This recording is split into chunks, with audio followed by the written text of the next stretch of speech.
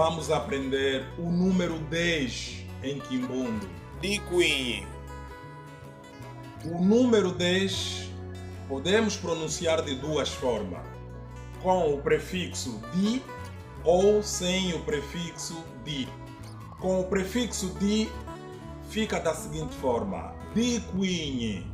Sem o prefixo fica da seguinte forma: Kwinyi.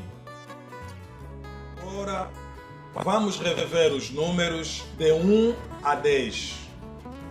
Moshi, Yadi, Tatu, Wana, Tanu, Samanu, Sambwadi, Dinaki, Divwa, Dikwinyi.